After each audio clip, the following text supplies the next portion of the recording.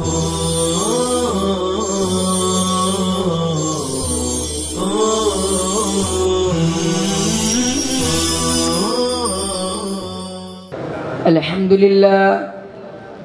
لله الذي وفق لاغتنام أوقات الصحة والشباب.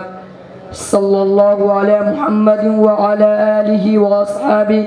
أما بعد، قال النبي صلى الله عليه وسلم: لا تزول قدم ابن آدم يوم القيامة من عند ربي حتى يسأل عن خمس: عن شبابه فيما أبلاه، إلى آخر الحديث.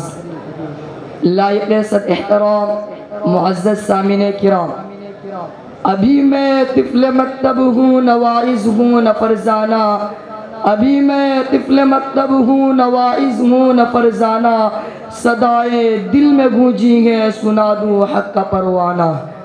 عزیزان ملت، نوجوانوں کا نام ذہن میں آتے ہی طاقت و قوت، جنون اور حرکت پذیری جیسے تصورات نظروں کے سامنے آ جاتے ہیں، اور حقیقت بھی یہی ہے کہ تاریخ انسانی کے ہر دور میں عروج و زوال کی جتنی بھی داستانیں لکھی گئی ہے وہ نوجوانوں نے ہی لکھی ہے.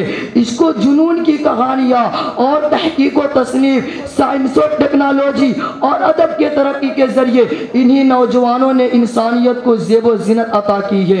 کسی بھی قوم ملک کی کامیابی و ناکامی، فتح و شکست، ترقی و تنزلی اور عروج و زوال میں نوجوانوں کا اہم کردار ہوتا ہے.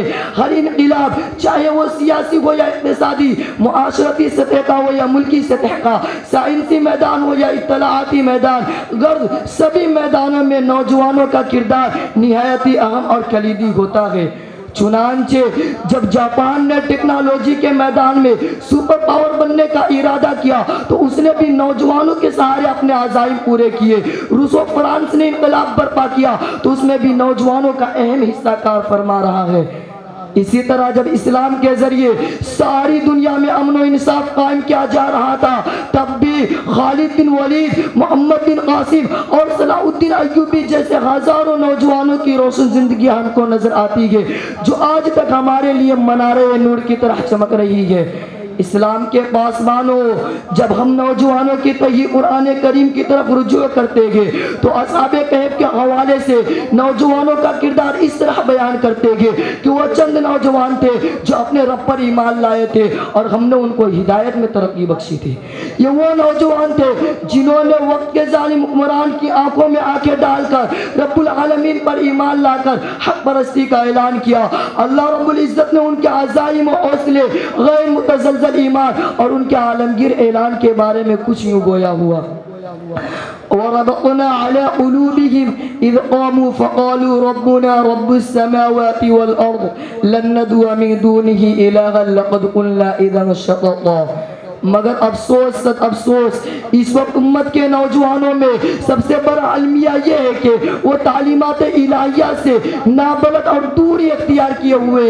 نوجوان طبقہ عموماً قرآن کریم کو رسمی اور مذہبی کتاب سمجھتے گے. اس کتاب کے متعلق ان کا تصور یہ ہے کہ اس کے ساتھ اگر تعلق قائم بھی کر لیا جائے تو زیادہ سے زیادہ تلاوت تک ہی محدود ہے.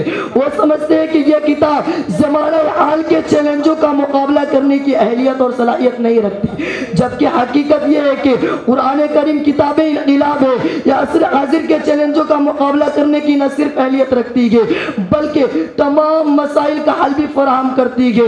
چنانچہ قرآن کریم جہاں انسان کو آفاق کی سیر کراتا ہے وہی انفس کی ماہیت و حقیقت سے روشناس کراتا ہے.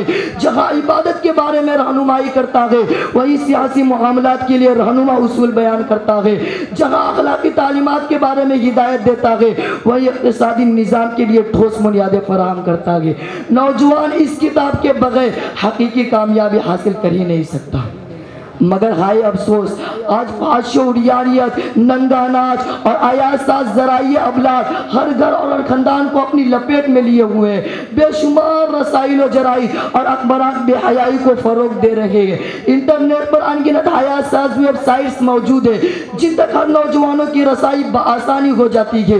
گھر سے لے کر کالج تک اور کالج سے لے کر بازار تک بے حیائی پر مبنی ماحول کا سامنا ہے.